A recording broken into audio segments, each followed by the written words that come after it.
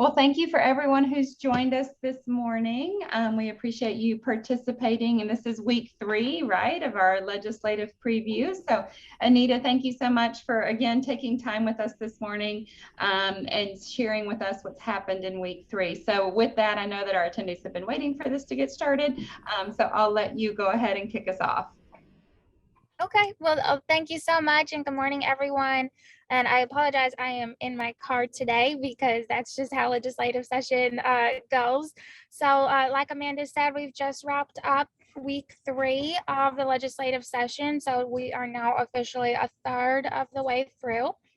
And it has definitely been a busy week with a lot of committee meetings, and the Senate has actually been on the floor a little bit this week. So I will dive right into all of the action that has happened over the last few days.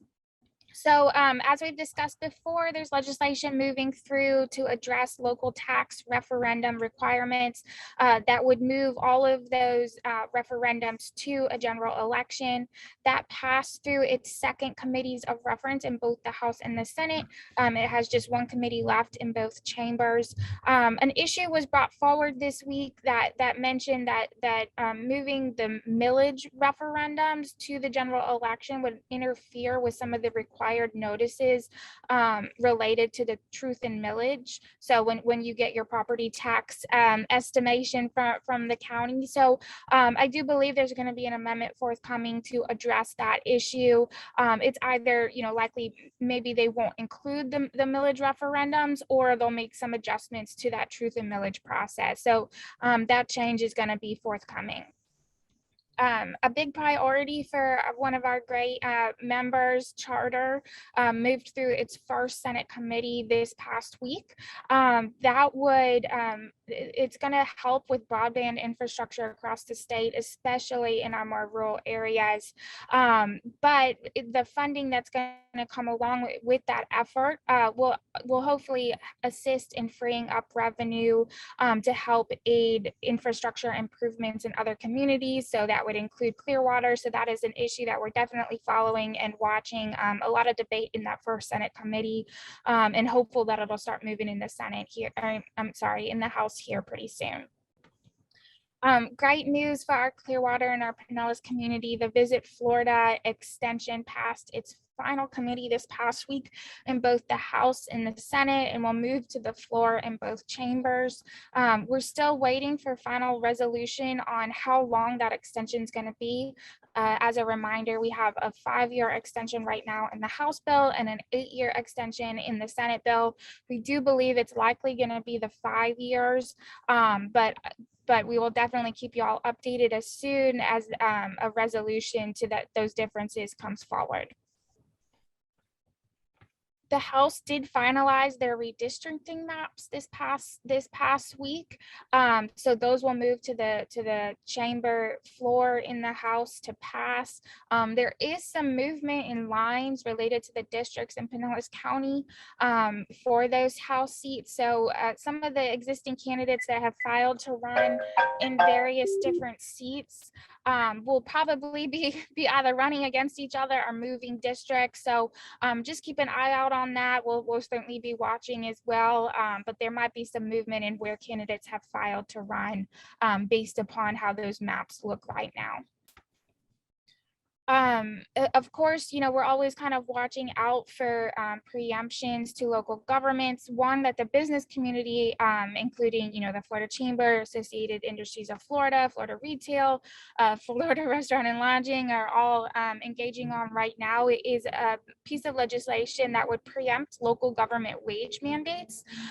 So this would prevent those local governments from putting minimum wage requirements in place that are greater than the state or the federal minimum wage rate. It's really to address some local ordinances, and we've seen this in different municipalities in Pinellas County that put wage requirements in place, particularly for those that are contracting for services with the local government. It passed its first House committee this past week. It was temporarily postponed in its first Senate committee. There was a lot of debate back and forth. Of course, the local governments don't like these type of preemption issues, but they can also be helpful to our businesses. And as we've seen with the constitutional amendment that increases the minimum wage statewide, we're having a huge workforce issue, and increasing and putting requirements and mandates on minimum wage can also be very, very difficult on our businesses. So they ran out the clock on that Senate committee. I do believe it's probably going to be back up in that Senate committee next week. So an issue that we're definitely watching. I think it has a bit of an uphill battle, but certainly important, for us to be watching for both the city of Clearwater perspective, and of course our businesses that are members of Amplify. Another bill that's of interest to Amplify that moved through its first House committee this past week is a bill that would allow counties and municipalities to regulate smoking on public beaches and in public parks. Right now, all regulation of tobacco is preempted to the state, so local governments don't have the ability to do this right now. So this would allow for that, and it's coming out of one legislator in particular who serves down in the Southwest Florida, Sarasota type area, and it related to all the cigarette butts, right, that we all see when we go to the beach. And so hopefully, if this legislation were to pass, allowing local governments to have that regulation, we might see some cleanup of our beaches, which we know is so important to our tourism industry. A bill addressing retail theft issues moved through its first committee in the Senate, and is already scheduled for its second committee next week. It hasn't moved in the House quite yet, but this is a bill that's definitely being supported by our business and retail industry. It would create a new third-degree felony and a second-degree felony for retail theft crimes and this is addressing those retail thefts that occur multiple times in a short period of time, right? So they see these people go to various different businesses all within, a 30-day period, and are performing that retail theft in multiple instances. So they're trying to address that. Obviously, that's a big concern for a retail industry. So definitely keeping an eye on that one. Our favorite vacation rental legislation is back this session and moved through a House committee. They are really trying to figure out how to strike a balance there between the business community and the local governments. And figure out the best way to be regulating those platforms. So this bill has been back the last several years. They are moving closer and closer, I think, to a compromise. The bill this year in the House would require those platforms to license through DBPR. So if you have a vacation rental, you'd have to be licensed through the state. But it would require the platform, so Airbnb, Expedia, those online platforms, to provide registration at the local level, which would allow those local governments to collect for things like our tourist development taxes, right? So they would be paying the same taxes that our hotels are paying right now, and hopefully that would help contribute to the development of our tourism industry, because we'd be able to collect those taxes. It would also grandfather ordinances pre-2011, which is an issue that we've seen in the legislation the last several years. It would grandfather the existing ordinance in Clearwater. So more to come on that. That bill tends to get stuck every session, but like I said, I do think that they really are trying to inch closer and closer to some type of a compromise. Workforce issues have continued to be, a big concern. I know it's definitely a concern for Amplify Clearwater and its members. One of the big priorities that the governor and leadership in the House and Senate are trying to move forward this year would be an additional homestead property tax exemption for teachers, law enforcement officers, correctional officers, firefighters, child welfare professionals, and active duty military members. And so that's really trying to help address some of the workforce in each of those different industries, and make their cost of living a little bit less. So hopefully, we're retaining those that we have, we're encouraging them to get into those fields, but also hopefully, we're attracting those from other states to come down here in Florida and assist in our workforce. So I do think that that bill will pass, and it moved through its first Senate committee this past week. Another workforce issue that we're, obviously very concerned about is our early learning industry. That industry has seen really a mass exodus of a lot of their teachers into other fields because, they can go to a Target or a Chick-fil-A and make $15 an hour now, where, the wage might be much lower in some of these early learning providers. So legislation has been filed in both the House and Senate, which would allow those providers to take the school readiness funding that they receive from the state, and have more flexibility in how those dollars are utilized. So they could use it to address some of the workforce issues that they've been experiencing in that industry. That bill moved through its first House committee this past week. It has already started moving in the Senate as well. Affordable housing, certainly is a huge issue for our workforce. The House and Senate had bills move this past week. Both have only one committee reference remaining. And these bills would authorize a county or a municipality, regardless of the zoning ordinances, to approve the development of residential development projects, including mixed use residential development projects, on those parcels that are zoned for commercial or industrial use, if a portion of that project is for affordable housing. So that would give our local governments a bit more flexibility on where those affordable housing developments can be placed, and so hopefully will help to encourage some more affordable housing options to be built. So that bill is definitely moving. Like I said, it only has one committee of reference left in both chambers. The House and Senate are continuing conversations, trying to figure out what to do to address workforce shortages in our healthcare industry. Nursing really being, the primary profession that the state is continuing to have struggles in. So the House did have a panel this past week on nursing shortages and trying to identify potential solutions.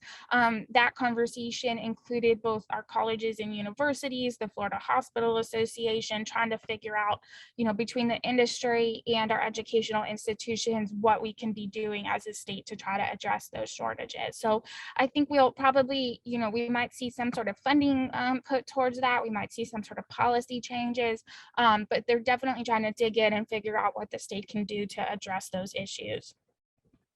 Continuing on in healthcare, the Senate passed off the floor legislation just yesterday to expand the uses of telehealth. Obviously, telehealth is so important to providing access to various different healthcare services. And so this bill would expand telehealth to include prescribing of certain controlled substances. This is something that came forward through the pandemic and is very important, particularly to the mental health community. The Senate bill also allows for utilization of audio-only telehealth services. Right now, you can't, you have to be visible to the patient in order to use those telehealth services. So that bill passed off the Senate floor just yesterday. The House bill passed its final committee this past week. It does not address the audio only services, but does include that, increased allowance for prescribing controlled substances. So definitely something that I think is going to be very important to healthcare in our state. And, hopefully we're going to see some type of legislation passed this year. The final thing that we're watching, both important to our business and our healthcare, is the House did pass their COVID-19 liability protection legislation through its last committee. It's now ready for the floor. The Senate bill already passed the floor just last week. So right now those liability protections are set to expire this coming summer.